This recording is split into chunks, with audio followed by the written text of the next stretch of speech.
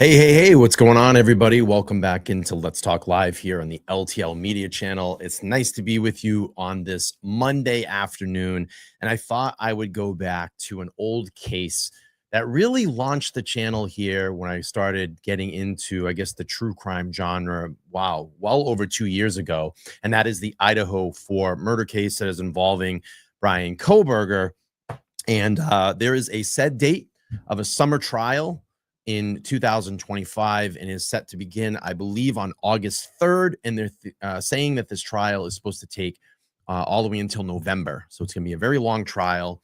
And I've become kind of reinvigorated and reinterested in it as there's been new information that is constantly coming forward. And, we had the trial moved out to Boise from Moscow not too long ago. A new judge is involved in the case. So it's good to go back and refresh this. And I came across a wonderful interview on Megyn Kelly's channel with Howard Bloom. Now, if you don't know who Howard Bloom is a reporter out in Idaho that's been following this case for well over the 2 years and has been reporting on this, wrote a book on it, and had almost, I wouldn't say weekly, but was dropping articles via a column on Airmail and just giving us updates on his reporting out in Moscow, Idaho. Now, as far as Bloom, my personal opinion, I think I've wavered back and forth in his opinion, but I think recently he's come back around, and I think this interview that we're going to see today is it's amazing. It's really good, really up to date. We're going to hear about how Bryan Kohberger's defense team is going to challenge a lot of the things, a lot of the evidence against Bryan Kohberger, specifically to the DNA evidence and specifically to areas that he was said to be by the prosecution in and around the time of these murders. So it's about an hour episode. We'll go through that today. I have a couple other things that I want to go through, and we'll get through that and commentate. So let's see who's here in the chat. I'm going to look down here. It's been a while since we've done this. Wow. Let's see who we got. Cindy's here. Good afternoon. A Ghost Squad member. Thanks for being here. Debbie is here. Thank you. I see Diana is here. She says, hello, friend. She's a moderator and a Ghost Squad member. I know you've been here on the channel since well in the beginning. What the Duck here. Happy Monday. Good to see you. Little Love is here in the chat. Hello. Tammy's here from Buffalo. Cindy, a longtime member of the channel, Ghost Squad member. Thanks for being here. We have Mac RN says, what's up, homies? What's up with you? Lauren in the chat. Good afternoon to you. Nice to see you. Darcy's here. Kat's here. Let's see. Toronto, Canada in the house. Awesome. Good to see you. Let's see. Who else we got? Digital Lee. Hello, everyone. Sun just came out in Vermont. Well, good to hear.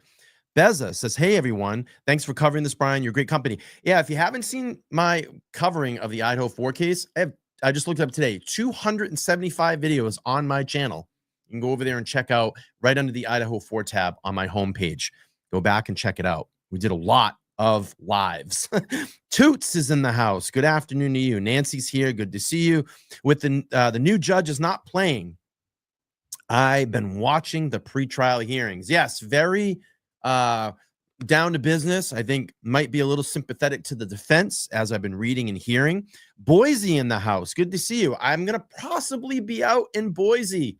I want to make this happen, be out there for the trial. I plan on going out for at least a week and streaming in and around the Boise area during the trial. Seattle in the house. Good to see you. Pierre, nice to catch you live. Good to see you. Natalie from South Africa is in the house. We have someone checking in on Twitter. Hey, be in chat. It's been a while since I caught one. Well, it's good to see you. Glenna here says, hello. I've caught up on this case for the few months. I'm excited to see this.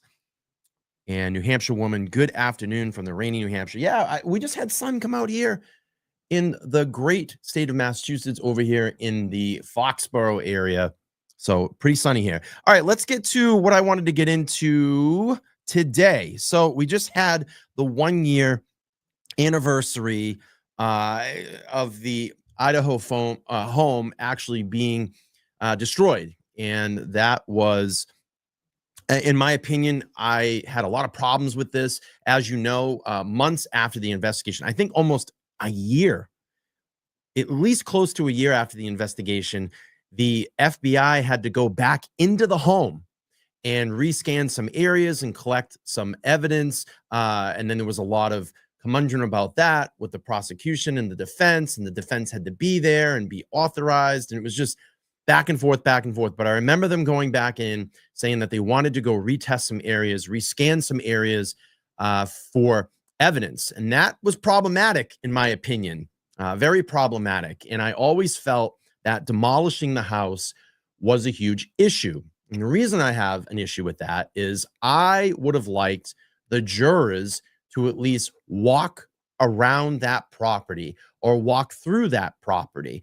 And I remember Kaylee Gonzalez's mom, Stephen Christie, had a major problem with this. Apparently, the landowner, the house owner, donated the property to the University of Idaho, and they had made the decision to take this down and then move this healing garden that was planned to be built on the site of the Idaho University. And I just felt it was a little bit of a money grab at that point. I had some problems with it. And I think it's a good thing that the memorial has been made, but why not in this original spot? It just didn't make sense to me. But I had issues, again, issues with the property being taken down. And I'll get into that. One, like I said, I think the jurors should have been allowed to walk the property, walk through the property. And when you are in, like, I'll just take an instance for this room, and I've talked about this before. So I'm sitting here in this 12 by 18 space where my studio is, and there is a feeling about that room. There is a way that the sound is reverberating off these walls. There is a way that this room feels. And when you demolish that, there's no way to recreate that. And I think it would have been a good thing for the jury to walk through and see how far the rooms were apart. As we know that Kaylee and Maddie were killed on the top floor, and Ethan and Xana were killed on that middle floor. And I think it would have been great for the jury to walk through and get a feeling for the staircases. How narrow are they? How wide are they? How shallow are they? How big are the rooms? Could you hear a possibility of people speaking up in that upper room or down below? All those acoustics, you can't recreate that. Once a room is the way it is, it's going to take on that natural vibe of the environment. And I just thought that was a really bad idea. I think the house should have been saved for trial, as it was a very crucial key piece of evidence in this case. I mean, let's just face it. I mean, that's where everything happened at this house. And I think, again, that a jury should have been able to see that. But for whatever decision, the house was taken down. I was against it. I know a lot of people were against it, and they should have waited. They should have waited. And you can see that here, the house being demolished. I remember watching this live. I was taken back.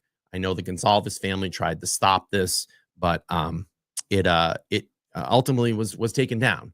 And I just felt at the time that, again, it was just the wrong thing to do. Should have waited till at least after trial. Because what if you have to go back and look in again? Maybe you missed a certain specific time, or you had to go in and rescan an area, or just let that jury go through that home. I mean, it's a very critical piece in this case. So let's take a look at here, the healing garden that was erected at the University of Idaho. And the University of Idaho Healing Garden, to honor the 4 students killed back in November of 2022, is now open on campus. The space is to give students an outlet for their grief they experienced during that time. Students who lost their classmates and friends say the murders made the university feel dark and disconnected. The Healing Garden will have opportunities for students to write notes to their lost loved ones and let them know they miss them and they're thinking about them. The families of Kaylee Gonzalez, Ethan Chapin, Xana Kernodle, and Madison Mogan were all at the dedication, saying they want to make sure their legacies are preserved. And in years and years and years, this tragedy won't be so fresh in everybody's minds, and those names won't be so memorable to the kids that are on campus in 20 years. Mm-hmm. And they will, because their names are there. They're never going anywhere. Hundreds of students, staff, and faculty came to the memorial's opening, and the volunteers that donated their time to build it say they can't put into words how meaningful the memorial is. The university also installed a beacon that will light up at night that's meant to represent hope for a brighter future in Moscow. And just next week, a hearing in the murder trial for Bryan Kohberger will discuss moving that case out of Latah County. The suspect's lawyer is requesting next summer's trial be moved to Boise. Obviously, we know about that. We know about that. That has been moved. All right. We had a new article that came up the other day, and I found this to be very interesting. So Bryan Kohberger has potential defense for reasonable doubt, and I think this is the direction that his defense is going to go in, and also raising a lot of, and you're going to hear this in the Megyn Kelly interview, a lot of awareness about how this DNA was collected off this knife sheath, and pointed him in the direction of being a suspect in these crimes. Now, do I still think that we haven't heard all of the evidence in this case? Yes. Do I think that there could be a workaround with this DNA? The prosecution might not even bring it up. But the problem that I see in a lot of this is the protocol. And we've talked a lot about police protocol on this channel, following the rules, making sure that you're following and doing things under the law. And there's been some questions here of how the FBI actually obtained and pointed down Bryan Kohberger as a suspect in this case. And we're going to hear that again in the Megyn Kelly interview. And it's pretty incredible. But this had just come up the other day, and I found this article to be really interesting. And what I did was I actually FOIA requested the body cam footage for this said incident of a break-in that now Bryan Kohberger, that we found out a couple of weeks later, became a suspect in this crime. But the thing that's really weird about it is it happened a year before the Idaho 4 murders. He's not supposed to be in that area, and they're still trying to work around, I guess, is there a possibility that he was out there? Another incident that I remember too that happened in the neighborhood of 11222 King Road, and I'm going back into my deep memory bank here because it's been a while, but I think a couple of months before the actual murders happened, there was another incident of a car break-in with a young girl, and I know the body cam footage is floated around out there, that someone went into her car and actually messed with her items, and then specifically a pair of her underwear in her car, and her personal belongings were scattered outside her car. And that was just a couple of months before the actual murders themselves, where Bryan Kohberger was said to be spotted, I believe, in and around that area like 12 to 16 times before the actual murders happened. So I find it interesting that all these little incidences have popped up. Now, again, we can't say and confirm 100% that Kohberger was out there a year ago. There had been some rumor, I remember, that there was a recruitment party or some type of event that he may have participated in or went out into Pullman before he actually went out to school out there. So I know that a lot of those theories have been put out there, but if that's correct, I mean, this could have been a test scenario. Could have been a test scenario. But anyway, Bryan Kohberger has new potential defense for reasonable doubt, and the attorney will read a little bit of this. Previous investigation connected to Bryan Kohberger, the man accused of killing 4 Idaho students involved in a home invasion that police later determined he was not involved in, could help shape the defense in a high-profile murder case, according to the attorney who was once served as a public defender. And you'll see, I have the file. He was a person of interest in this case. Attorney Brian Buckmeyer spoke to ABC News about a new development, saying that without a doubt, Kohberger's defense team will use this home invasion case to try to raise reasonable doubt. So they're going to say, look, you know, there was a possible knife attack here. He wasn't in the area. And look, if this is going on here and this is a year before the Idaho murders, well, there must be some suspect running around, must be running around. What I'm going to do is, like I said, I have all the body cam footage from this incident. I'm going to stitch it all together and I'll upload it up online. So if you guys want to take a look at it, certainly have all means. But it says here, why it matters. Kohberger, 30, is accused of fatally stabbing the 4 Idaho students. I'm going to move down here. The home invasion case happened a year before the killings. Police responded to the alleged home invasion near Pullman, Washington. The home is less than 10 miles from the off-campus residence where Mogan, Gonzalez, Gnodal, and Chapin were stabbed. what to know. In the body cam footage obtained by ABC News, and I have it as well, I just have to get it uploaded, a woman tells police responding to the home invasion incident that a masked intruder entered her bedroom in Pullman at around 3:30 a.m. So if the defense can raise this argument and convince a jury like, hey, look, similar incidences like this were happening a year before where Bryan wasn't even there. And look, you could have the wrong person here. There might still be a killer running around. So we go. I heard a quote. I heard a knock.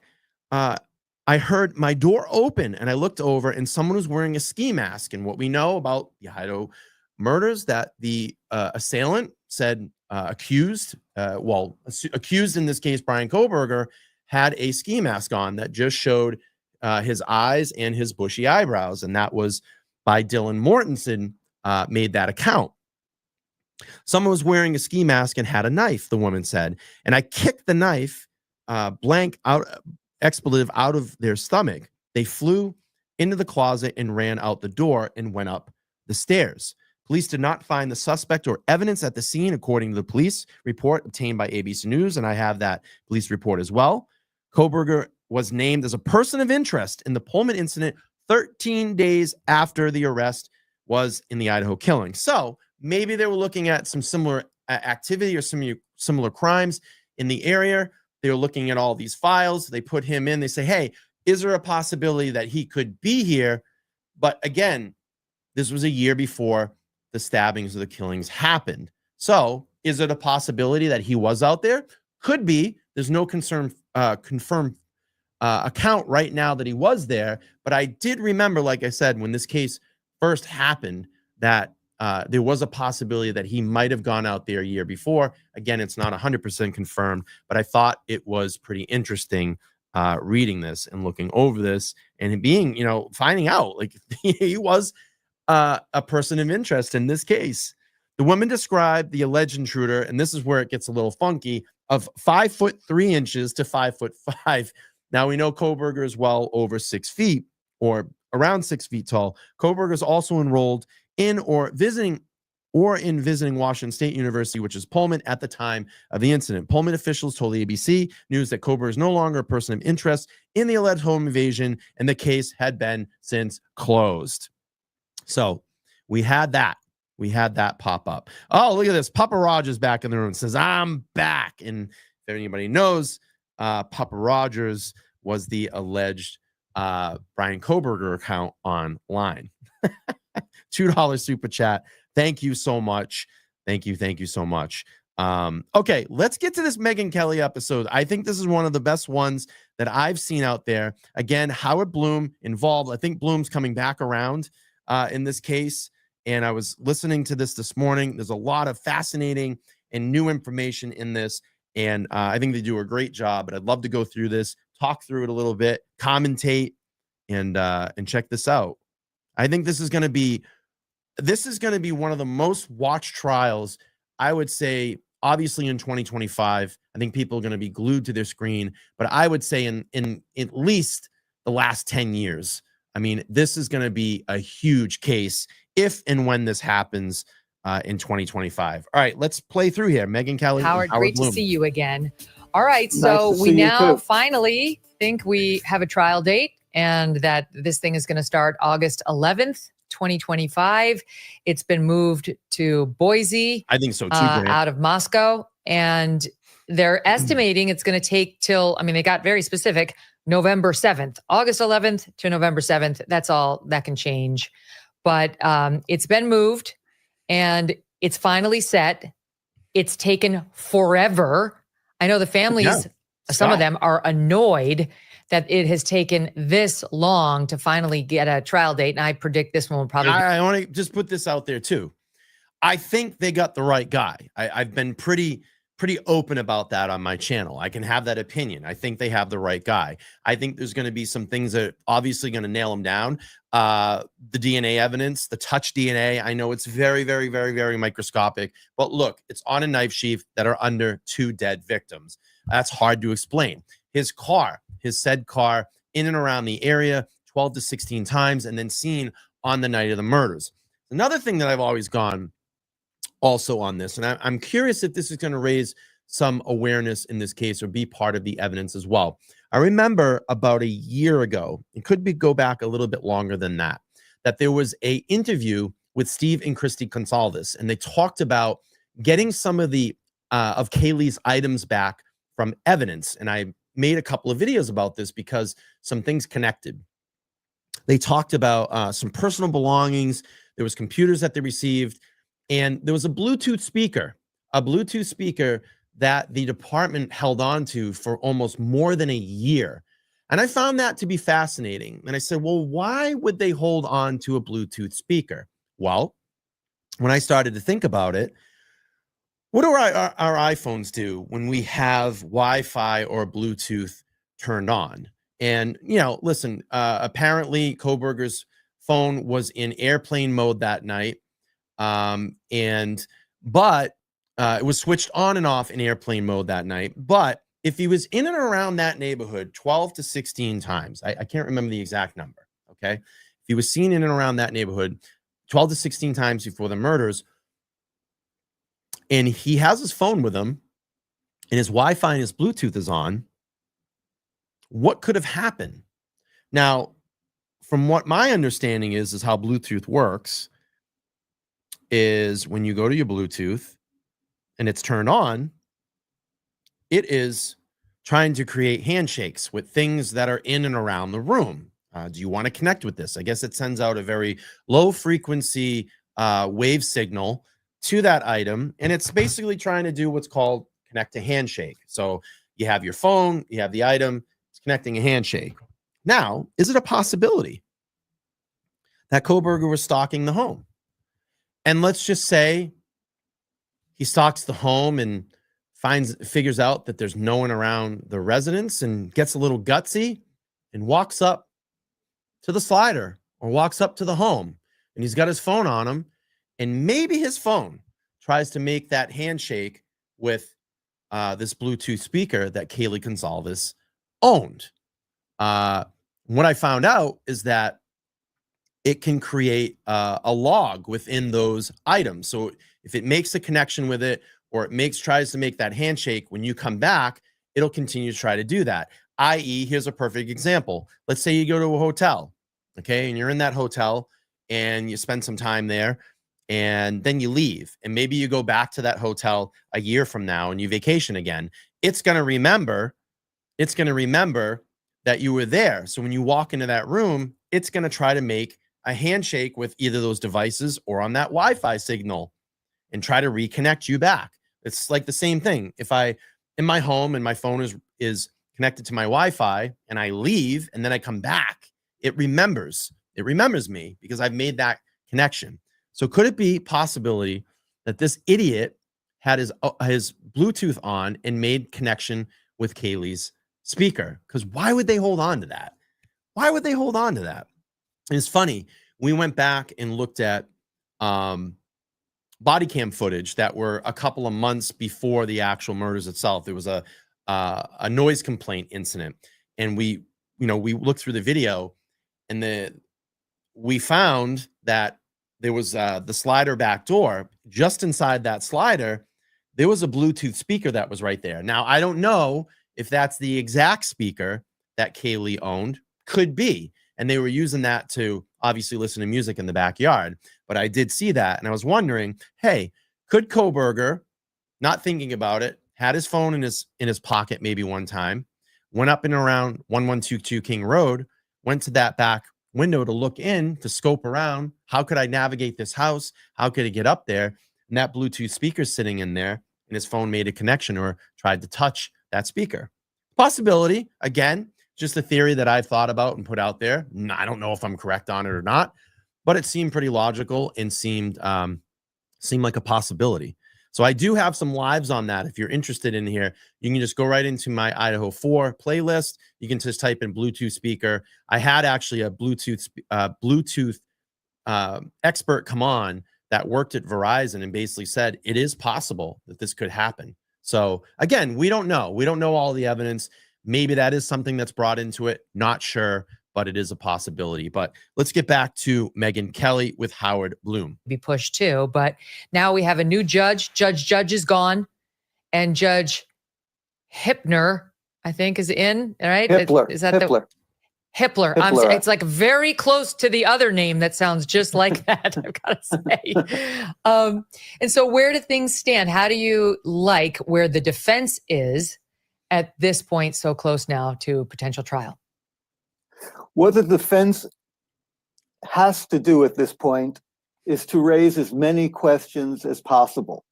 I say that even though every time the defense appears in the courtroom, Ann Taylor, the lead defense attorney, makes it a point of putting her arm, rather maternally even, around Kohberger and saying, I believe 100% in his innocence.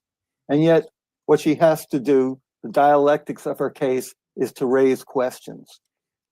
And unfortunately, for anyone... And I'll just do this. I remember Bill Thompson saying something about, he admitted that BK wasn't stalking, but let's just even put this into perspective. Even if he wasn't, if he was in and around the home that night, maybe this idiot forgot his phone, went into the residence, and made a connection via that Bluetooth speaker with the Bluetooth being on. So it is a possibility. It is a possibility. It could happen. But he definitely was in and around that area, and he had been seen. So, and then I think we estimated it was like 200 to 130 feet. I think you had to be in and around this speaker to make a connection. Maybe he walked the neighborhood. Maybe he was close to the house. Again, tons of questions to be raised, tons of questions to go through. But in my opinion, I still think they have the right guy. One who believes that Kohberger is guilty, as I do, there's a lot of questions she can raise. The first one is the Brady evidence.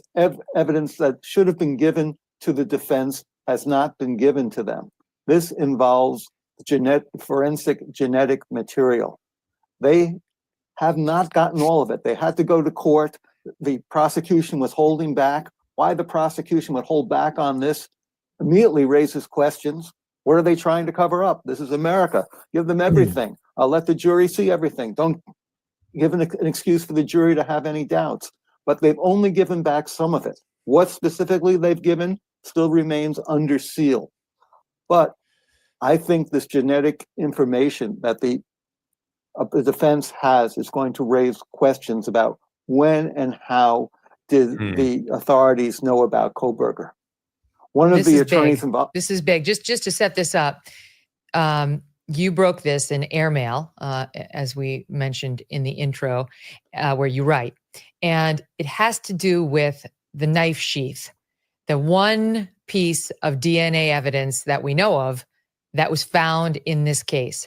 And what we know now is that what they say is they found the knife sheath, they had it tested for DNA, they found touch DNA on it, which is legit, but not like the best. And they were able to get a hit in some DNA database that brought up the name Kohberger. It's just the way that they went about it. And you're going to hear about that here, where it could throw a huge monkey wrench. I think the biggest issue with me when I listen to this and I go back through it was the protocols that were followed. Again, and we talked about this in other cases, is procedure and police procedure and our rules being followed correctly. Is there shadiness going on? Is there cover-ups going on? It's very interesting. Again, I still think they have the right guy. It's just getting there. And I don't think we've heard everything in this case. I think there's going to be a lot more. Okay, let's go. In particular, Kohberger's dad, and they could say this was the DNA of the killer's father. So they're claiming that's what, eventually brought us to Kohberger. That's sort of where we thought it was. And then they tested his DNA and they say, and that made it clear it was Kohberger. But you're saying not so fast. There may have been some shenanigans along the chain. And it's not just me saying this, it's what the defense is saying. The defense is saying, well, if you actually did it the way you've explained, got the information that way, share everything with us. Tell us what the FBI did. The FBI, to add to this confusion, is not even giving everything to the prosecution, or at least that's what the prosecution is saying. They're saying, well, we don't have everything from the FBI. Now, by law, the FBI is supposed to preserve all their genetic investigation. Has it been destroyed? Is it missing? Or, and this is what the defense is looking for, is there something they're trying to hide? What could they be trying to hide? Well, it comes down to this. When you're doing this investigation, where you're trying to build out a family tree, you can only go to certain genetic databases. The other ones are precluded by law from allowing the legal authorities to get into them. Did the FBI go into a database where they shouldn't have? That seems to be a question that they're trying to cover Have a good up. day, Jeffrey. Thanks for popping by. Ultimately, it comes down to, was Kohberger, one of the attorneys involved in the case, has compared it to as if they took him into a lineup and it was a rigged lineup. They knew he was guilty to begin with. They already had the man they were looking for. This Yeah, right. also comes back to something I wrote about early on. I've said that when Kohberger and his father left Washington State to go home for Christmas, they did this on December 12th. I said the FBI were following them. The FBI. You were like the only person who had that report. And I still think they were, because why the two stops so simultaneously during that trip back to Pennsylvania? They were onto this guy. They were following him. And this is where you're going to see where they really fucked up. And is the FBI going to come out and admit, hey, we screwed up? No.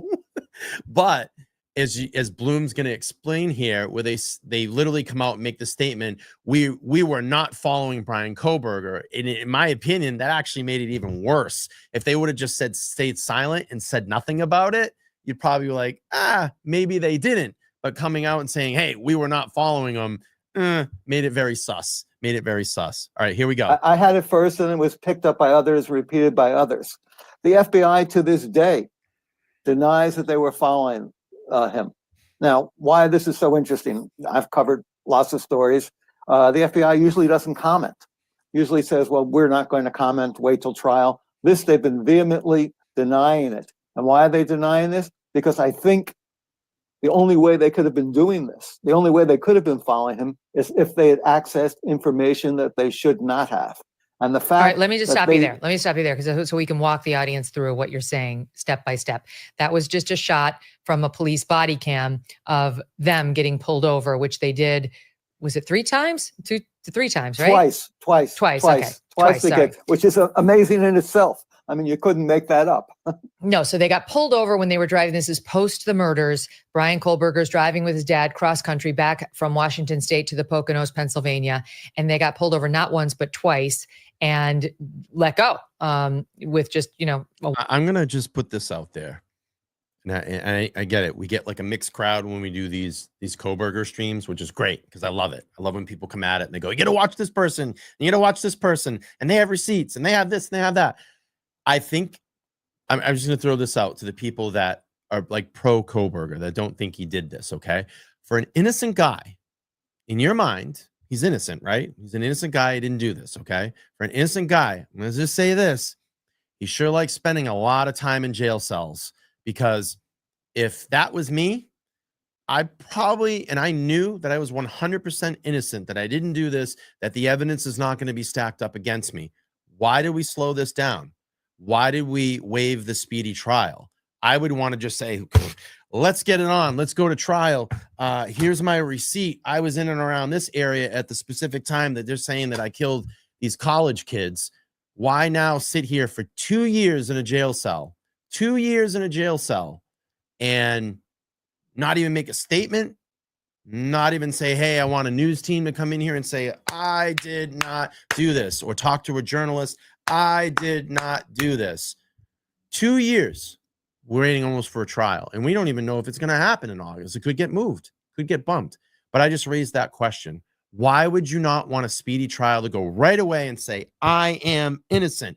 And didn't even put in his own plea, had the judge do it. Said, hey, I'm looking to being exonerated. Not, I'm not guilty. So think about that. But anyway, let's get back to the video. A warning to obey the traffic laws. And you reported I'm sorry. If I'm innocent, I don't want to sit around in a jail cell for 2 years. I don't know. Maybe that's me. Maybe innocent people. I don't know. Are there innocent people out there that like to sit around in a jail cell? I don't think so. I think you want to get out, be free, go on with your life. So, I don't know. A little weird. But anyway. The FBI was following him, was watching him during this trip, that at one point when he left Washington State, they lost him and they had to retrieve him or find him again, thanks to like the Easy Pass data that, can track the cars. Right, and they did find him. Yeah, license plate reader. And if it's me, bro, I'm standing up on the courthouse as I'm walking in. I did not do this. I'm an innocent guy. I have my receipts, and here they are. I mean, I don't know.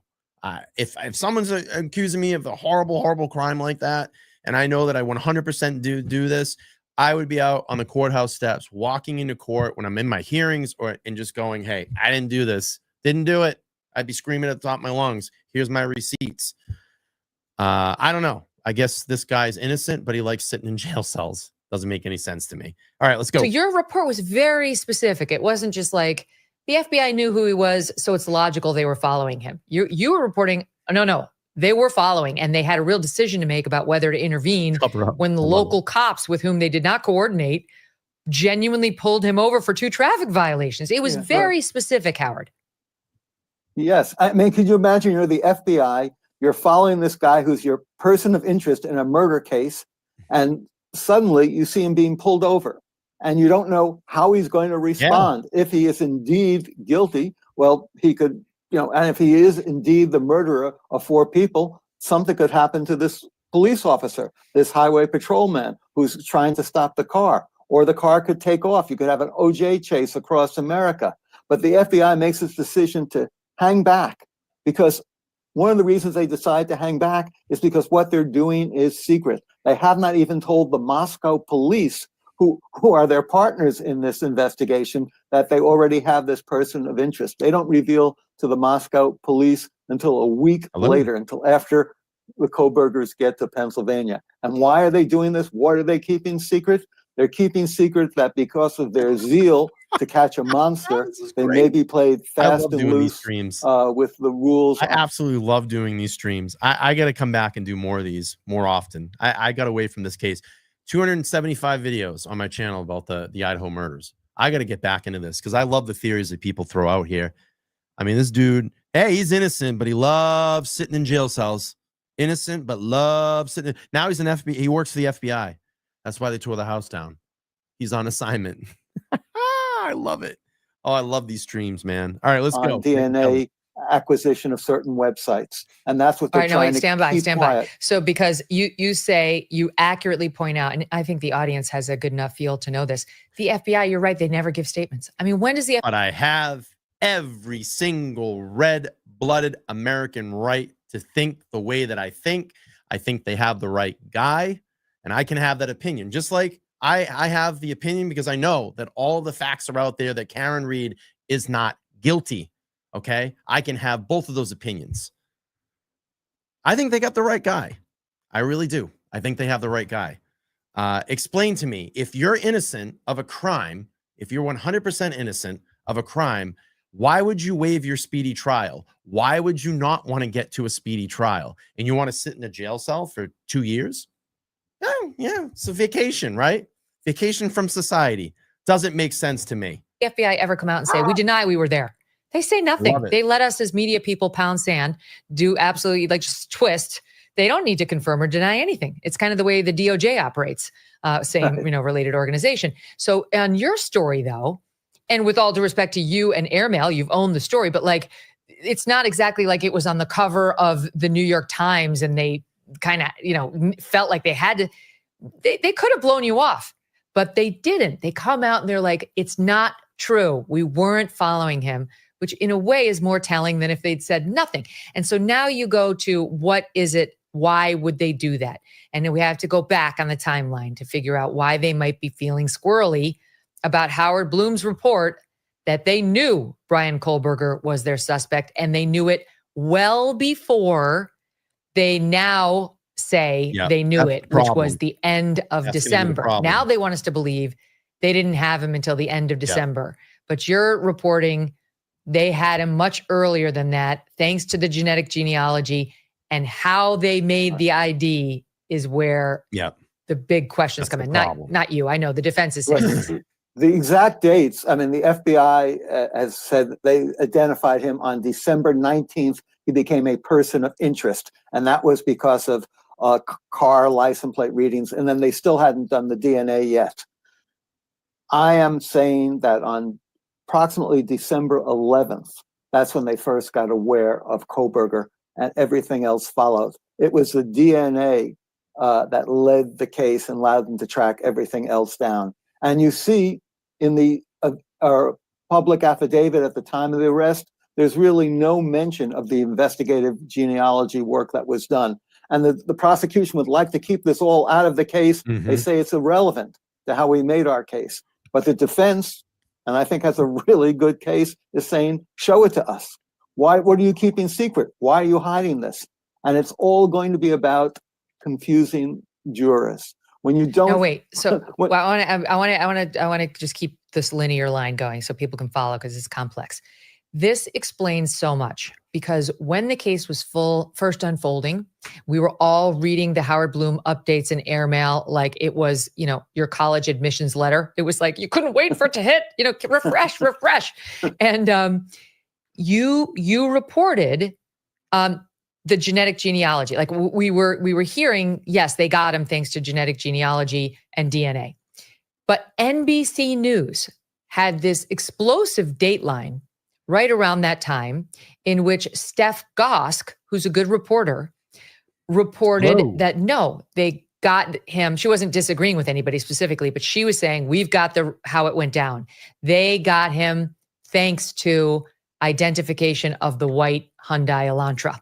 That some eagle-eyed cop who was at the University of Washington, where he was a TA, saw that this was the car that they were looking for, and just on his downtime, started searching files and found that they did have somebody at the University of Washington. And we do believe that this all happened. But what actually led to the identification of Kohberger and when is what we're trying to get to here. And said, aha, there's one. Let me pull up the description. And there's a guy with bushy eyebrows, which had already been released. So that this guy's like, this is great. I'm going to send this in. So he sends in the tip or contacts somebody, tries to at the FBI to say, I think I might have somebody you should look at, but that they had a big stack of white Hyundai Elantras. And it took them a while to get to it, but then they did get to it. And boom, that's how they eventually figured out it's Bryan Kohberger, bushy eyebrows, eagle-eyed guy over at University of Washington. And now it seems in retrospect, is my opinion, that very well may have been the FBI telling her that, or Moscow police, which didn't know about the FBI, saying, no, that's how we found him. And I would agree it was the Moscow police. The report is sent on the white Hyundai that the Washington State Police, they sent it to Moscow. And what they do is they stick it in their file, basically. And it sits there for several days until they get around to it. Then the FBI begins following him, and then the decision is made to get the confirming evidence they need. This is just days before the arrest, around December 27th. They steal garbage from the Kohberger home, and that ties it to his father, but not to Kohberger directly. The only direct DNA evidence that they didn't steal garbage. Any garbage that goes out to the street is basically up for grabs when stealing it. They went and grabbed it. The prosecution has, it was willing to admit on Kohberger, comes from after he's arrested. He's in the jail cell. The first thing they do is take a cheek swab of the DNA, and then they compare that to the DNA that was found on the knife sheath. And that's when they're convinced they have their guy. Okay. But before that, when they're still, because yet the audience remembers there was all sorts of pressure on law enforcement to produce the suspect who did this crime. 4 beautiful, promising Americans were killed on this university campus in the middle of the night. Their throats slit, them stabbed to death within moments. I mean, the whole crime took in between like 12 and 18 minutes at most. And who was it? Who was it? Why don't they have a suspect? So a lot of pressure on law enforcement. And the suggestion by the defense seems to be the FBI understanding and feeling that pressure when it should have been limited. We've had CeCe Moore, who invented genetic genealogy. She's the one who came up with this amazing technique, which has solved a lot of crimes. That she told me directly, you are only allowed when you're pursuing these leads to access this public database. I got a question. DNA. You're using a website, not 23andMe, not Ancestry.com, called. I got a question down below. So I'm curious, for those who don't think Kohberger did this, who is your suspect? Type in the chat. Just let us know. I'm curious. I'm very, very curious. I'm very open and honest about this. In my opinion, I think they have the right guy. All the things that I've looked at and gone through, I think it all adds up that he did it. But I want to know, who do you think? Who do you think it is? Okay, let's go. GED match. And my understanding is the way you populated this GED match, because you point out you need as many samples on there as possible, is by encouraging people who are into this, who would like to connect with other relatives, to take their 23andMe, their Ancestry.com results and upload them to GED match, and to widen the chances that they'll connect with somebody. Right. So GEDmatch was started by two friends of mine, Curtis Rogers and John Olson, back in 2010-11. And of course, when it started, there was no one in there. So we had to convince people to download their raw data from one of the other sites, which at the time was just 23andMe and Family Tree DNA, and upload to GEDmatch. And so it was just a small site, kind of a playground for more advanced genetic genealogists. It was where we could try out new tools. We could do cross-company comparisons. So if you tested at 23andMe and I tested at Family Tree DNA or later Ancestry, we could both upload there for free and then compare our data, looking for those long identical shared segments.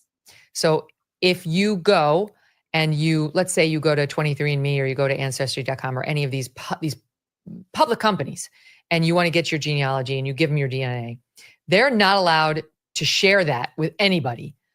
But if you say, share with everybody, or if you go upload your DNA on this public database, then that's different. Some people really want it to be everywhere. Some people are like looking for their, birth mother and their adopters. They want it in as many places as possible.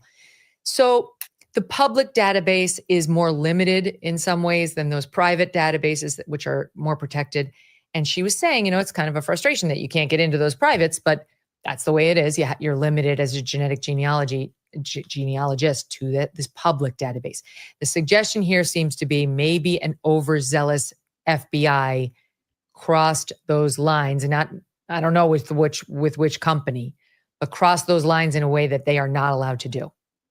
Yes, that's what the defense is trying to get. And what's so interesting to me, and again, I'm a layman, I'm not a lawyer like you, but usually if you have your case, you give everything. Give the prosecution hands over everything. Let it all be out there. Let's not make an issue for the jury. Let them decide. Why are they holding this back? What are they holding back? And they want to keep the investigative genealogy part of the case out of the trial even. They say all we're going to use, the prosecution, is after his arrest, the DNA we take from the cheek swab. And that leaves the situation where you can have a man who's very guilty, who might very well be a monster, but there's going to be enough doubts in the jury's mind to maybe let him go, especially in a death penalty case.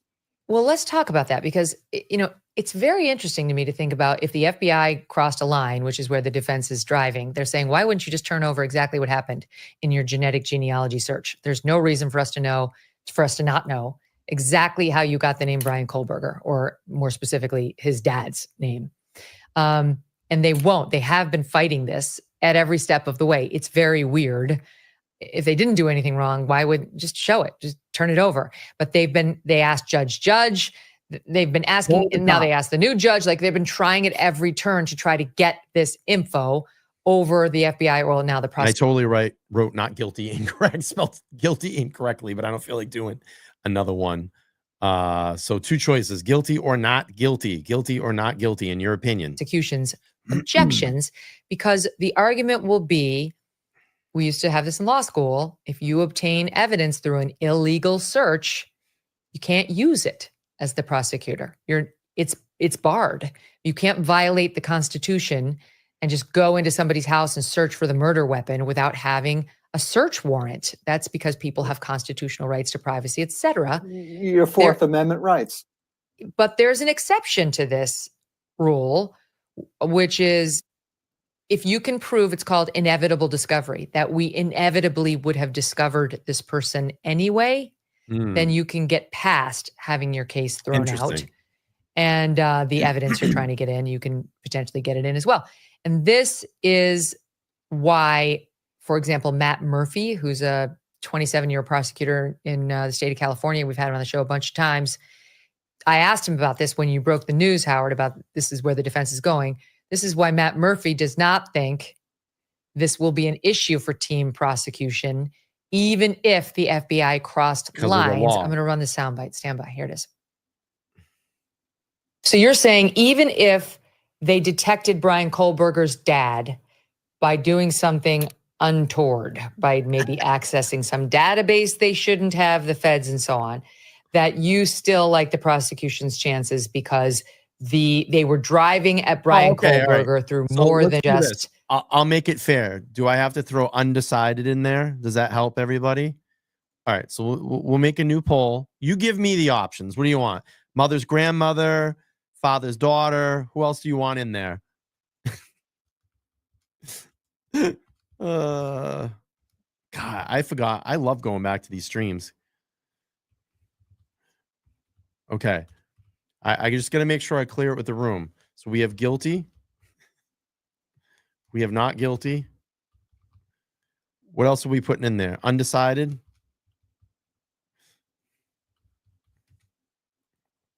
Do I put brother's mother's dog in there too? Is it the dog? I need another one. I need another one. We can have an opinion, people. We can have an opinion in life. It's okay to have an opinion. Undecided. Okay, who else? Do we need mother's dog's brother in there? Should I put... I don't like... What other options should I have?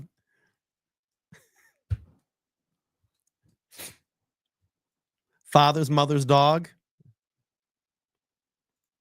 All right, we'll just do the three options. Three options. In your opinion, Bryan Kohberger is guilty, not guilty, or undecided. I think it's a fair poll. You want to participate? You can. If you don't have to. DNA on the knife sheath, and he would have been inevitably discovered. Yes, and the remedy generally for DNA problems like this is you just retest the suspect. He can't change his DNA. His DNA doesn't change. There's a whole rash of these things, and they've been challenged, and they have repeatedly been shut down by the courts of appeal. And so, the Kohberger defense team, they're doing what they have to do. I have no criticism for them. That's their job, is to ensure that their client gets fair trial and to present whatever issues they can. But they're pretty dramatic about a lot of the things they're doing. And I can tell you right now, I have that sounds good. Sounds good, especially to a lay audience. That his DNA the DNA on that knife sheath is going to be admitted against Bryan Kohberger in that trial.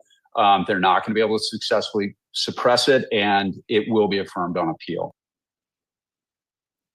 So, Howard, are you hearing more confidence that this is a problem from the defense team? Let's get this. Chad says, is no one talking about the police finding him sorting in baggies in gloves in the middle of the night? And to add to that story, did you know this?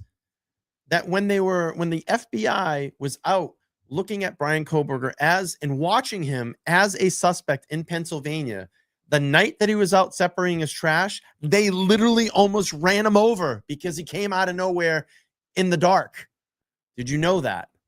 I found that to be interesting. And he was wearing gloves inside the house. And even his sister suspected him of being a suspect in this crime. All right, let's keep playing. This has been interesting. I think, first, Matt Murphy knows a lot more about the law than I do or ever will.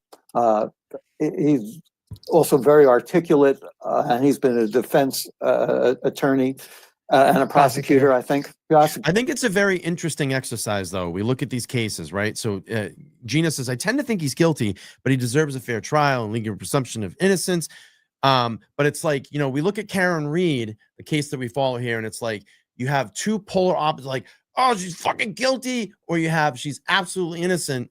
Obviously, I'm in the opposite, absolute innocence, because I've seen all of the doctorization in her case, but it's just so polarizing here how everything just swings differently in cases that we follow. And you get a lot of passionate people that come out and they're like, oh, you didn't do it. You know, it's interesting when I do these streams. It really is. And because there's been so much time that's gone by, and just really looking forward to getting to the trial, I want to see everything. But I still, you know, my opinion, I think they have the right guy. All right, let's keep playing here. And what the defense is going to do is raise a whole lot of doubts. If you look at every individual item, is how much dirt they can kick up that confuse the jury, get dirt in their eyes, so to speak. When you put you'll have the cell phone data. The cell phone data puts Kohberger within a 13-mile radius at different times. That's not being at the same place as a crime. You have the surveillance videos of the white car, and Kohberger has a white Hyundai car. That's why we do this, and that's what I'm saying. Sam, like, look at, I have my opinion. Sam has hers. Coffee Cake has theirs. You know, we can all still have our thoughts and opinions on the case. That's why we do this. That's why we go over this. That's why I hate, like, people come in and they start fucking smashing. They're like, you're so wrong. You're just so wrong. And this is why. And I get it. And we can have opinions in life, people. It's okay. I understand the law. Everybody is presumed innocence until proven guilty. I understand that. But I can have my feelings and I can have my opinion. And so can you. And that's why I like doing these.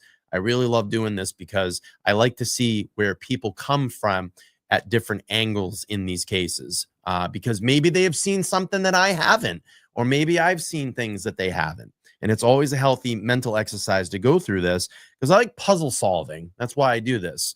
I like to look at, you know, evidence or presumed, you know, all the evidence that's put out there and kind of pick through that and say, is it a possibility, or are these the things that really nail down the suspect?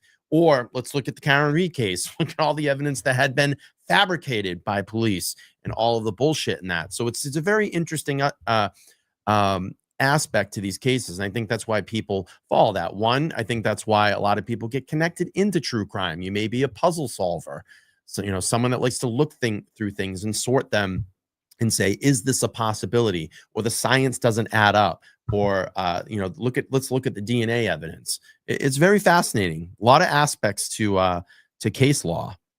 All right, let's go. But during the course of the FBI's looking for the car, they made 3 different years for the car. They weren't sure. And in every photograph, there's not one that shows the man behind the wheel or the license plate. So what they have to do is raise doubts. I mean, can they raise enough doubts? Yeah. And that's what the trial will see. There's also another issue in the trial. There's going to be new witnesses. One of the key things about the pretrial discovery I've been following is both the prosecutor. Yeah, and they have this confidential informant. You're going to hear about this, and we heard about this earlier in the trial to protect this confidential informant. It's been very interesting as well too. Carla, thank you for becoming a new YouTube member. I appreciate that. I really do. I appreciate the channel here. We have lots of cases that we follow here, primarily over the last year and a half has been the Karen Reed case. But I've been digging through my archives, going back and retouching some of the cases I've done. I've been heavily involved in the Trooper Enrique Delgado Garcia incident and case that's happening here in Massachusetts. You can watch those lives on my channel about that as well. We're just really spending a lot of time in that. But thank you. Then become a new member. All right, let's keep playing here. The prosecution and the defense have raised the issue of a confidential source that needs to be protected. They both agree on this. They said that this has to be covered up. If I can read, this is what the defense said, why they want their documents for discovery under seal. The document contains facts or statements that might endanger the life or safety of individuals. And then the prosecution came back and agreed by saying that the release of discovery evidence could, quote, disclose the identity of a confidential source. Ooh. A confidential source. So there might be some surprises in this trial. So you add to the confusion with the DNA evidence, you add confidential sources coming out of the woodwork at the last minute. This is going to be an interesting trial. Oh, very. Well, I'm trying to think what role a confidential source could have in this case. How could one be even tangentially connected to this case? And all I could think is that there is a potential defense line of argument that this house was allegedly somehow connected to drugs or drug dealers. And maybe there's a witness who's going to say that. Yes. I mean, I think that's an area that they're pursuing. I know the defense has spent a lot of time trying to build up the drug case. What I've also heard, though, in the autopsies, they found no evidence of any drugs in the system of any of the 4 young kids that were killed, that were murdered. But is there a drug angle there? Let's see. Let's real quick. Coffee Cake, $10 says, I enjoy your Karen Reed take and Trooper and Guttig, but you are wrong in the Idaho versus Bryan Kohberger case. Okay, I'm sorry for being wrong. My opinion, the parents are very involved. All right. Well, that's your opinion. I respect it, and that's why we do these. But thank you for the $10 donation. It helps keep the lights on in the studio here. And thank you. And I'm wrong. I'm just so wrong. And that's your opinion. See, we can have opinions and we can have public discourse in these cases, and that's why we do these. So, all right, let's go. Is one of the surviving people who were in the house, the 2 young women, is she going to be this confidential source? This remains to be seen. The father of Kaylee Goncalves has been searching for this confidential source, and at one point, his lawyer, according to what he's told people, received a letter from the FBI, telling him not to intervene, to look for this confidential source, or it could disrupt the case. So Sam asked, so you're saying in a way that the parents killed these kids, or the parents are blaming him? If anybody can explain it, please. But we don't know who it is or what business they're in. We don't know. Maybe we could just speculate, but the defense is in the business of raising doubts. I mean, will it be effective? Well, I think for whatever it's worth, I think the whole line we were discussing about the genetic genealogy, I don't think that will make it in front of a jury. I think that's the kind of thing you make in a written motion to the judge to exclude the DNA as a matter of law from coming in. And I think the judge is going to overrule that. He's going to reject that motion for the reasons Matt Murphy said. And then if they say, well, we want to at least argue it to the jury, I'm not sure it's relevant because they did an actual cheek swab of him. I mean, maybe you could argue it's relevant if you want to show this is a bumbling FBI that has a pattern of crossing lines. I haven't heard anything else that would support that. So I don't think a judge would allow that. But right now, I think it's interesting as a matter of law for a motion, not something you could get in front of a jury. I mean, at this point, the defense has to use every, I would say, trick that they can, every bit of law that they can. I mean, look at their client's alibi. It's been nearly 2 years, and what they've come up with after they've been pressed numerous times by the court is that he was out at 4 a.m. looking at the stars in a wilderness park where there are no witnesses. It was below zero that night at the wilderness park, and it was a cloudy sky, but the suspect was out there nevertheless. Do we know anything? I said before that we think that the knife sheath is the only DNA, but do we know that? I mean, they did a lot of searching of his apartment, of his car, of the bodies. All that's been released to the public is the knife sheath DNA, the button on the knife sheath, actually. And that is, they've said, compares within reason of doubt to the cheek swab they took after the arrest. The prosecution, if they have their way, won't even mention the DNA that originally got them there, that was taken from the family's home that was tied to the father. They want to keep that out of the case completely, and the defense will be moving heaven and earth to try to bring that in. Mm-hmm. Right, just to muck it up a little bit for the jury so it's not so clear cut. Found a knife sheath the DNA matches this guy right now because we did a cheek swab and it was a perfect match. They'd like to skip whatever happened in the interim. And the prosecution is smart enough to realize and that the goal of the defense is to try to, as you say it, muck things up.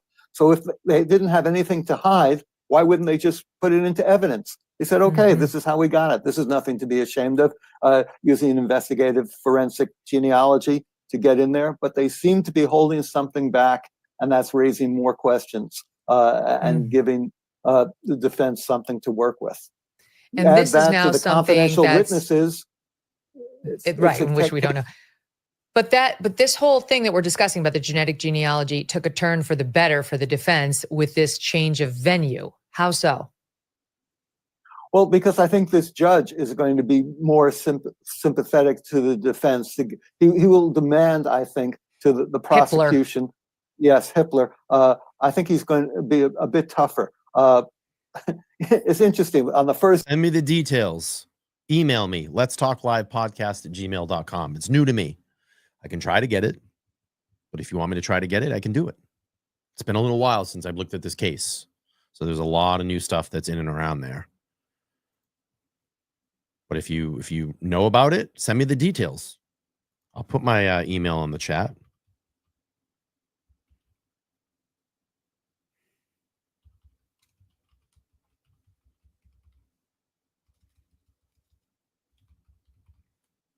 That's my email right there. Just let me know what it is, when it was. I'll take a look at it, see what I can get. All right, let's keep playing. When he convened the court in Boise, the first thing he said was, I'd like to say I'm happy to be here, but I don't want to begin with a lie. He came right out. That's what he told the courtroom. I'm sure and he's true. Going to be, yes, he doesn't want to be this. The judge before him, as it seems clear now, couldn't wait to get off the case. Judge, as soon as he had the first opportunity to leave the case because of the change of venue, he could have stayed on the case. He was glad to go too. I mean, this is going to be Judge wanted.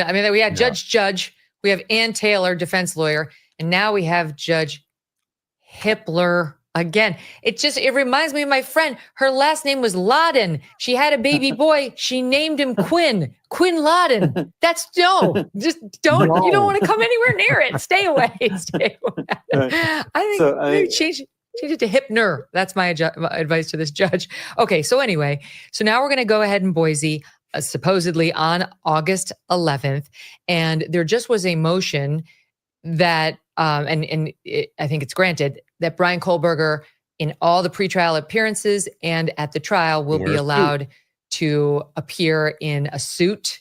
They're not going to make him wear his prison clothes. And we recently got another look at him because he had to have another mugshot taken. What did the new mugshot show us? The new mugshot showed us a very stylish, well put together Bryan Kohberger, who seems to become almost a new handsome young man in prison. He's got like new facial hair going. Yeah, he has a 3-day growth. He's looking good. And you can sort of see his whole demeanor during the different hearings. And there have been so many hearings and they've all been on Zoom. I haven't been in the courtroom, but he seems to be staring straight ahead all the time. Even when Ann Taylor comes over and puts this maternal arm around his shoulder, he doesn't budge. He seems completely out of it, just staring straight ahead. It's just like Menendez, really. We've been covering that case too with Leslie Abramson and Eric Menendez. She would do that with the arm around him. Poor Eric, as this poor kid who was abused, trying to telegraph to the jury, this guy deserves your sympathy, not your condemnation. I'm not sure that's going to fly here. He does have a family, though. Have they been participating in any of these hearings? They have been Zooming into the hearings. They talk with the lawyers in Pennsylvania. Will they come out to the actual trial? I imagine so. I think the families of the victims, 2 of them so far, have gone on the internet to do funding campaigns. The Goncalves family said they needed to raise $50,000 to go to the trial so that all 10 family members could attend. They raised the $50,000 so quickly that now they've raised their demand to 75,000. They'd like people to contribute so they can raise 75,000. They want to be there. Right. They also have been vigorously pushing for the death penalty in this case. That's going to be the next, I think, big debate in this case in these pre-trial months, whether or not the death penalty will. Yeah, and Idaho has a firing squad now, which is pretty wild. Take place, and the use of the death penalty in Idaho is pretty problematic because of recent events. Last February, Idaho had their first execution was taking place in 9 years. What happened at this execution, they put the guy, his name was Thomas Creech, convicted of murder, into the execution chamber, and they're trying to give him the chemicals that will end his life. For over an hour, they try 8 different veins to get into him, 8 different ways to get the needle into him, and nothing works. And now they have to postpone the execution. I can assure you that the defense will be going through all the details of this botched execution and saying that this is cruel and inhuman punishment, and Idaho just doesn't have the sophistication to make an execution. They just can't do it, and to see if that will affect the judge. Can't you be executed by firing squad in Idaho? You can. For this case, last May, they passed a law that went into effect last June that will allow a firing squad. $750,000 was put aside by the state to turn the execution chamber into a place where they could also have a firing squad. That this would only happen if they couldn't find the chemicals necessary for a chemical execution. Oddly enough, people can get fentanyl on the streets. The state of Idaho has had trouble at times getting the correct chemicals for an execution. Wow. The $750,000 that has been put aside to make this a room suitable for a firing squad has never been used. They have not done any sort of renovations at the state penitentiary to this date. It just occurred to me something, Howard. Is there any chance the confidential informant is his criminology professor who was so respected back in Pennsylvania? Dr. Ramslin? Yeah. She's an interesting woman. I mean, she writes brilliantly, perceptively about serial killers. She's a forensic psychologist. She teaches at DeSalle University. That was, he was her star student. She is in communication with the family. I know that. I've been told that by people who know. She got in the early days, right after his arrest. She contacted the family. She said, "Is there any way I can help?" And they were so glad to have someone who wanted to be supportive. She said, according to what I've heard, "I don't know if he's innocent or guilty, but if I can help you, guide you through this complicated process, I'd be glad to." And she has conveyed through the family information to him. I've been told that. Could she be the confidential witness? That would be really interesting. I think at this point she's probably working on her own book. Yeah. Well, I just feel like it's probably not her, but the reason I thought of it is, of course, she has access to a bunch of people getting advanced degrees and degrees in criminology. And as we've seen, this isn't the first time this has happened. There can be a fine line between criminologist and criminal. And it wouldn't be outside the realm of possibility to think maybe someone like the feds or law enforcement would go to somebody like that pre-Bryan Kohberger and say, let us know if anybody comes across your radar who you've got concerns about. And it could just be something where now they're protecting her. This is total speculation by me. It's probably more than likely the other angle that we discussed. I'm sure they've reached out to her because the big question in this entire case, really, and it's going to be fundamental, I think, into getting a conviction, is why were 4 people killed? At this point, neither the prosecution or the defense has put out a motive that makes sense in any way. What they have said is, for the record, that Bryan Kohberger had no interaction ever with any of the victims. He did not speak with them. They have no record of it. He did not follow them on social media. So why? I try to address that in my book. I come up with a theory of why he did it, but again, it's just a theory. I think in the courtroom, they're going to need some answers if they want to get a conviction. I guess so. It's just very hard to respond to irrational behavior with a rational explanation. I know juries would want it, but it's like, look at what Jeffrey Dahmer did. Like, it makes no sense to any sane human being. This guy, if he did this crime, is a sick puppy. And so it's how are you ever going to explain this? But yeah, I mean, you've come as close as anybody. I mean, that's why we love reading your work, both your book and your articles for Airmail. Thank you. Just spin a theory that really draws you in and makes a lot of sense. I mean, he was on the outside looking in at these amazingly beautiful women living this life he would never live. And he was a tortured soul. This we know about the guy, whether he committed the murder or not. He was a tortured soul. Yeah, he said things about embracing his dad and just feeling like a piece of meat and couldn't feel the love, and just had all these issues with connecting with people. Always felt like he could never really connect with people. I remember reading those journals online, just saying night after night, just could not feel connected or emotionally connected. That's a sociopath. That is traits of a sociopath. Very much so. And I think the key point of the theory that I come up with, and again, it's only a theory, is that he didn't go that night to kill all 4 people. He just went to, for some reason, he wanted to kill Maddie Mogen. He felt he could not live in a world where she lived, her beauty, her exuberance, that was just a constant rebuke to him and the life he was leading. So he goes into the house, he goes up the stairs to her bedroom, then he finds Kaylee is there too, then and she becomes collateral damage, and then downstairs there's Ethan and Xana. They too are killed just because they were there. And the woman who survives, Dylan, who sees him, if she had cried out, if she had said anything, he probably didn't even notice her. He was so locked in his own mania. Again, this is my theory, that he just went out through this kitchen door.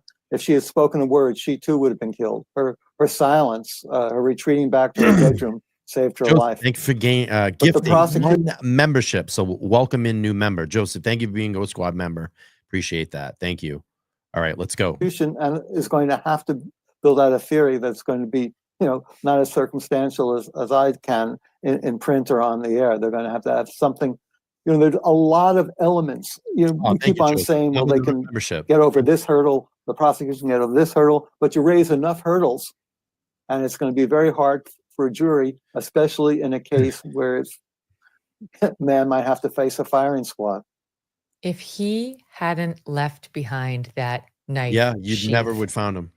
This would be a very different case. It would be so hard because we've never found a murder weapon. Yeah. All they would have been the car evidence. And as you point out, if it's really only going to show that his car came within 13 miles of the murder home, that's not going to get it done. It's that knife sheath and the reports that he bought this K-bar knife online on Amazon, 2 months before. Those are the 2 best pieces of evidence. Right. And that's maybe very thin gruel to send a man to a firing squad. It's all the pieces come together, make a more coherent whole than each of the individual ones. But it's going to be a real burden on the jury, I think. I think it's going to be a fascinating I missed trial. The other great piece of evidence against him. And that is the fact that he was stuffing his trash into little baggies to dispose of at the neighbor's house. Yeah. The night the FBI and the local law enforcement came into his house in the Poconos to arrest him. Yeah. Yes. And his sister began to suspect him. Again, there's the weakness of his alibi.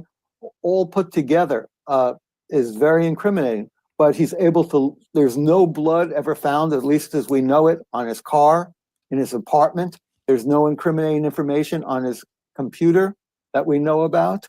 That's the thing. So because the prosecution is going to say he ordered the knife, the K-bar knife in the sheath 2 months earlier on Amazon, whatever the date was. It wasn't that long in advance. He ordered a workman's suit which is also in the news. He got like a full body worker suit, and neither the murder weapon nor that suit have ever been found. Not in Bryan's apartment, not at the scene, nowhere.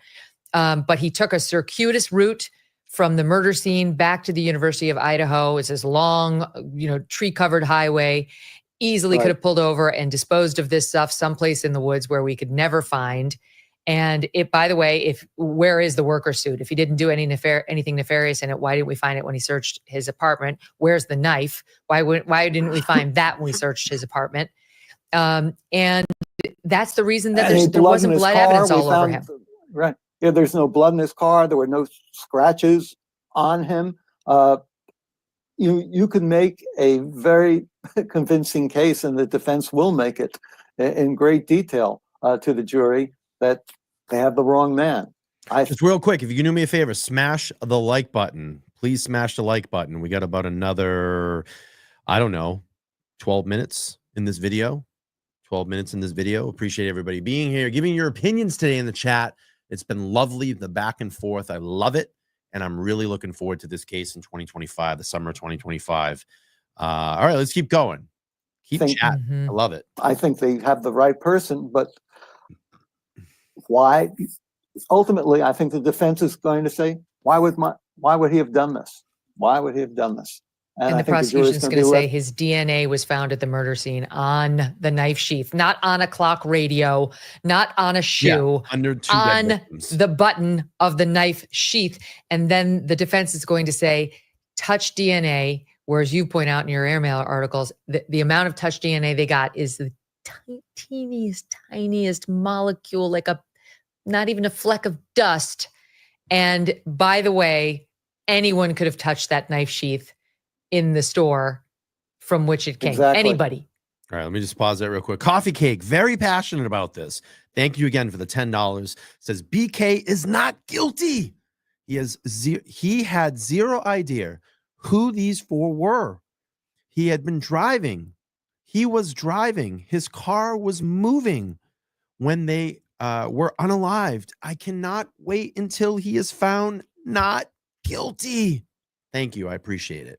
And you want a membership. Look at that. Well, thanks for becoming a member too. And I love your passion about your opinion.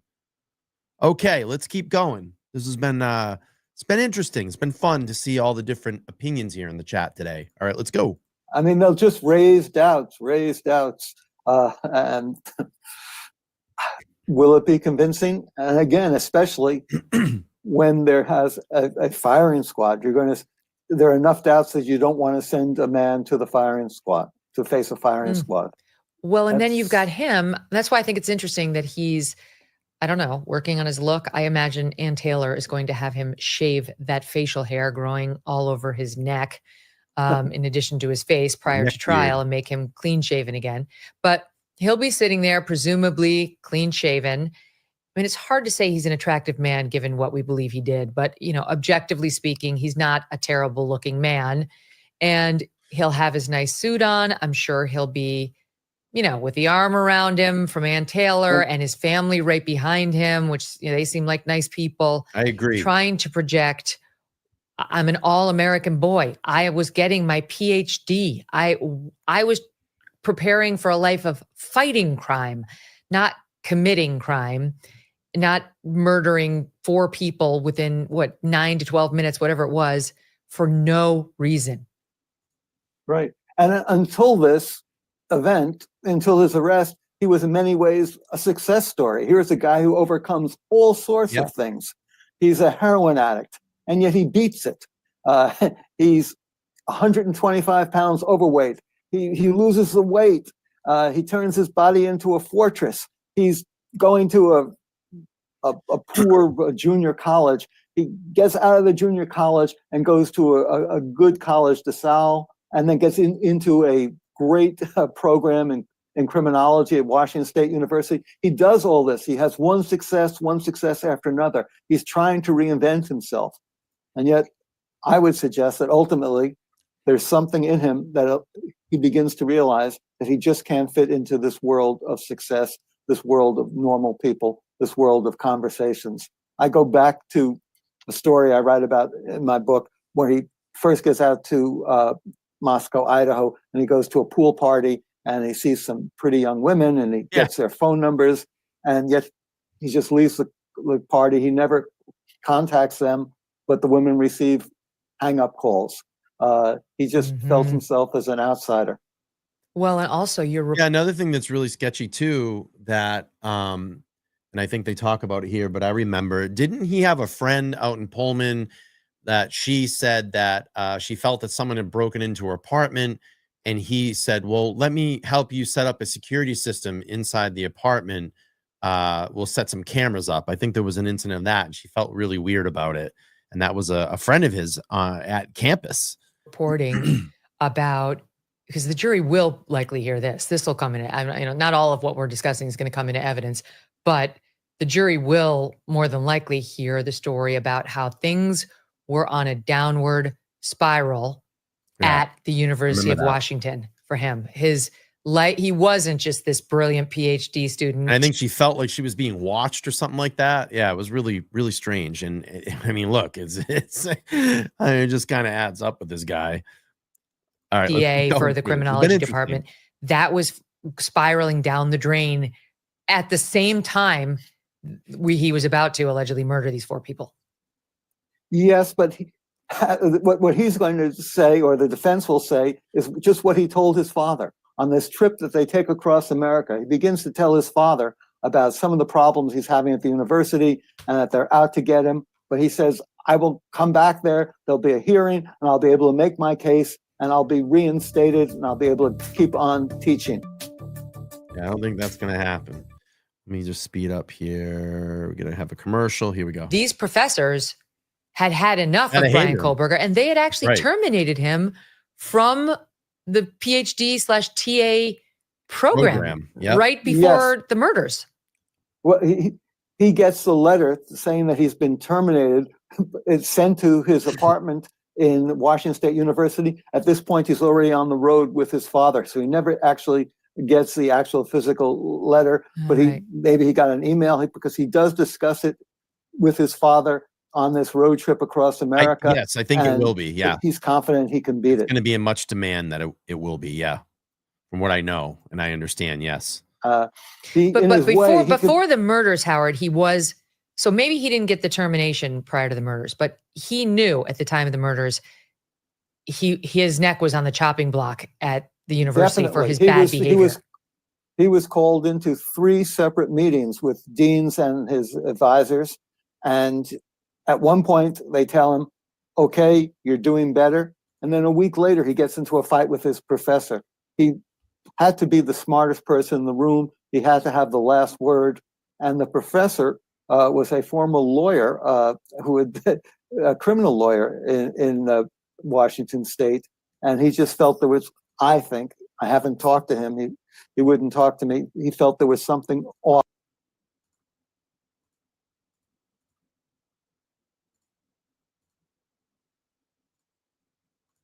Just going to answer this question here. Question came up. Or more of a statement. Tara says he wasn't fired. Bryan Kohberger was fired from WSU teaching job days before the Idaho murders and in his arrest. His attitude towards women was cited as a key concern, with criminal justice student allegedly having a sexist attitude towards females he interacted with at school. Goes on to say Bryan Kohberger was facing disciplinary action in his teaching assistant job at Washington State University, WSU, around the time the murders of the Idaho 4 students. 28-year-old criminology PhD student began working as a teaching assistant in the criminology department in August. But a month before, he had already been under investigation by the university because of behavioral problems and a sexist attitude towards women. At the outlet obtained by details timelines of the issues of the department, revealing that Mr. Kohberger was warned multiple times about his behavior and was brought into several meetings with professors due to his concerns. His attitude towards women was cited as a concern, with criminal justice students allegedly being rude to women, grading the women that he taught differently to men, and having a sexist attitude towards females he interacted with at school. In his brief 4-month stint as a teaching assistant, Kohberger also reported got into multiple altercations with one of his professors, Jonathan Snyder. The first altercation reported took place on September 23rd, and he was called in a meeting by the professor to discuss his behavior on October 3rd. But his behavior only escalated, with reports of him becoming increasingly feisty, belligerent, and getting into arguments with professors in run-ups to the murder. On October 21st, Professor Snyder emailed Mr. Kohberger telling him he had failed to meet the expectations that he outlined in the previous discussion. On November 2nd, 11 days before the murders, Mr. Kohberger reportedly met with the professor to discuss the improvement plan of his behavior. Less than 2 weeks, after the aftermath of the slayings, the university continued to note his concerning behavior. Mr. Kohberger attended with his professor about the improvement plan on December 7th before getting yet another altercation with him 2 days later. The professor condemned his behavior, writing to the accused killer that it is apparent that you do not make progress regarding your professionalism. On the 19th, over a month from the murders, Kohberger was ultimately fired from the WSU teaching post, reported by News Nation. So he was fired. All right, let's finish up Megyn Kelly. Here we go. About Kohberger's character and personality. And this was reinforced by women in the class. They said he treated them in a misogynistic way, and one of them complained that he followed her to his car, and that was the straw that broke the camel's back with the administration of Washington State University. If I were the prosecutor, I'd stand up there, and I mean, I don't know how it works in Idaho, but in New York, the prosecutor gets 2 bites at the apple. You do the first closing, then the defense stands up and does their closing, and then you get a rebuttal at the end where you get the last word because you have the burden of proof. And I would say it's true. Bryan Kohberger did over.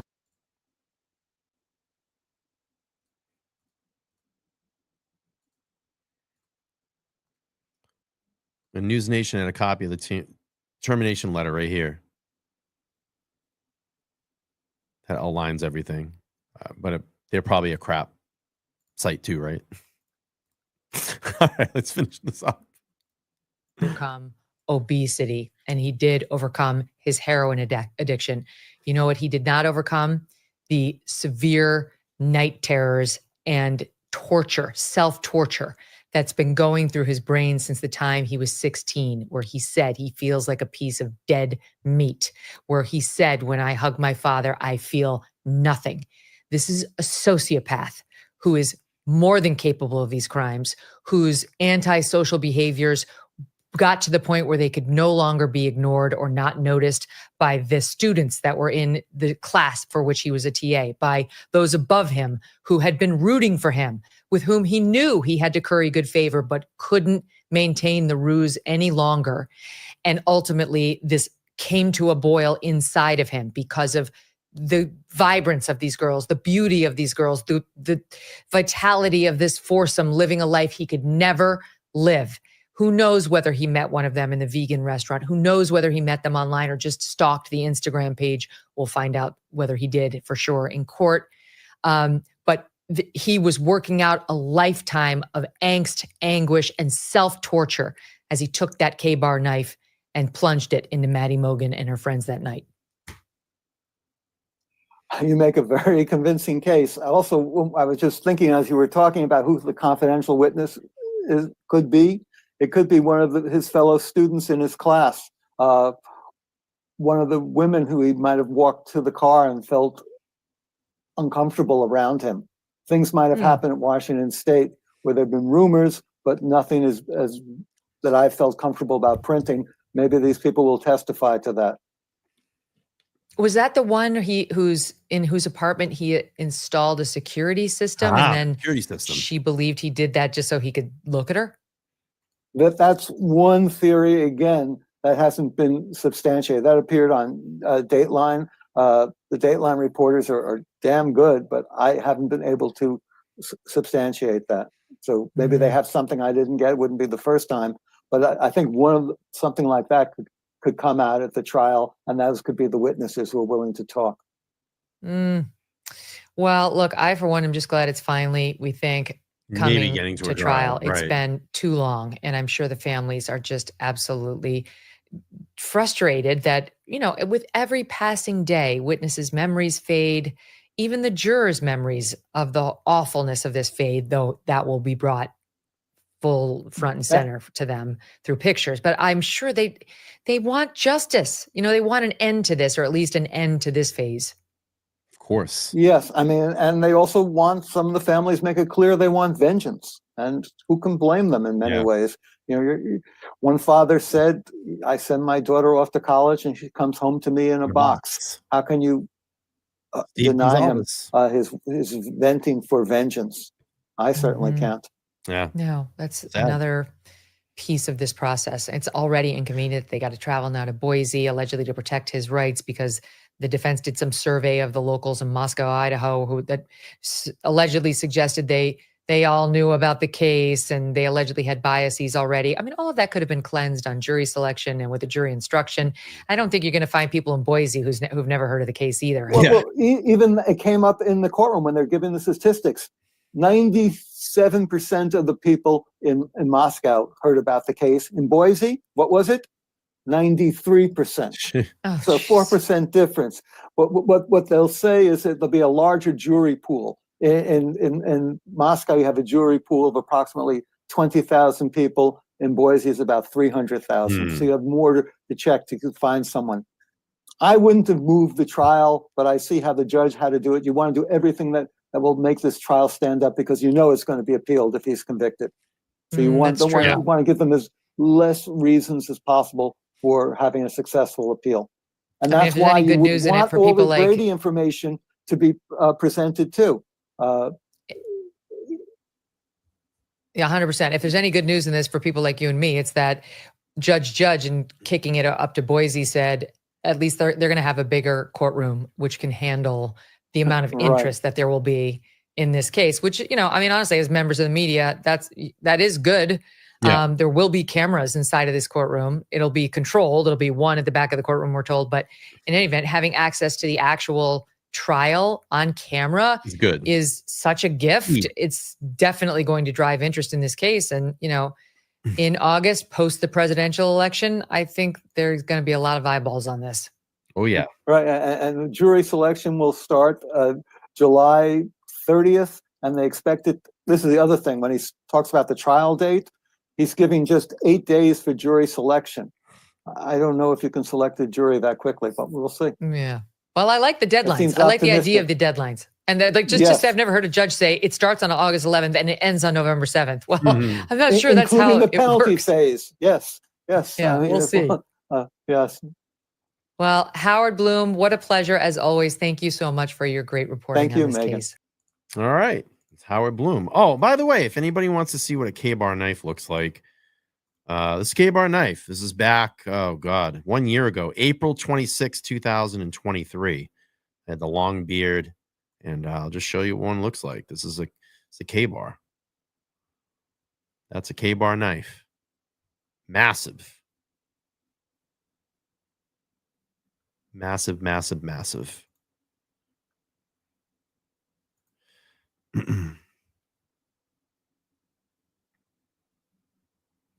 Massive, massive, massive.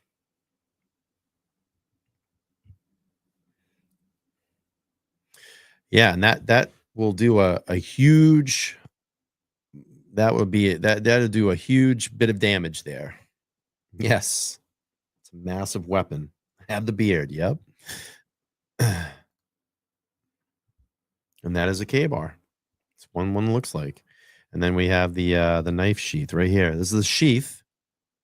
Same sheath. You get the button snap there. You can see it. Grant's Pants, $2. Mountain Man Bryan. And that is the said knife sheath right here.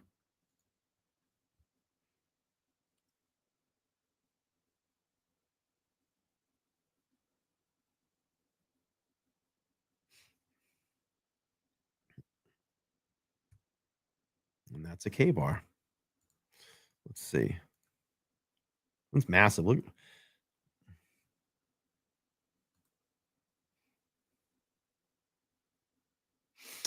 Anyway, so yeah, I mean, if anybody's interested in going back and looking at, my coverage of this case, like, gosh, 2 years ago. Did a lot, 275 videos on it. Need to get back to it. I love all the interesting perspectives and opinions in this case. There are many, many passionate people about it. We can all have our opinions. Let's take a look at the poll before we end this. We're going to end the poll officially at 206 votes. And the poll came out to being guilty at 58%, undecided at 30%, not guilty at 11%, 206 votes. Good stream today. Very opinionated, which is great. I love when people come in with their own perspective and their opinions, and they yell at me and they scream at me and say, "You're so wrong. You're so wrong." But that's what makes YouTube channels great, and I love it. Thank you for participating this afternoon. And if you are new here, make sure to like, share, and subscribe.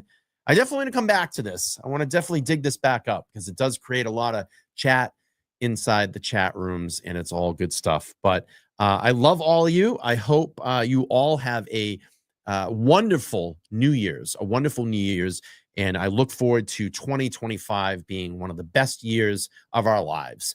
I think we all need that a little bit more. So hug your loved ones, spend time with your family, do things that you love and you enjoy to do. Come back and support all of your favorite creators. We do appreciate it. I know I appreciate it here on this channel.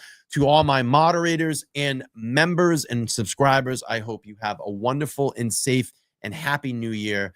And like I said, I look forward to 2025. We have possible Karen Reed 2.0 coming up, the Idaho 4 trial, which I'm going to hopefully get out to Boise, Idaho and spend a week out there, down in the thick of it, out front of the courtroom. I would love to do that, and all the other various things that go on in our lives. And obviously, I will continue to dig in and report on the Trooper Enrique Delgado Garcia case. So that being said, I love all of you. I hope to see you all soon, and I hope everybody has an amazing day. Thanks for spending this time with me. Talk to you all soon. Bye.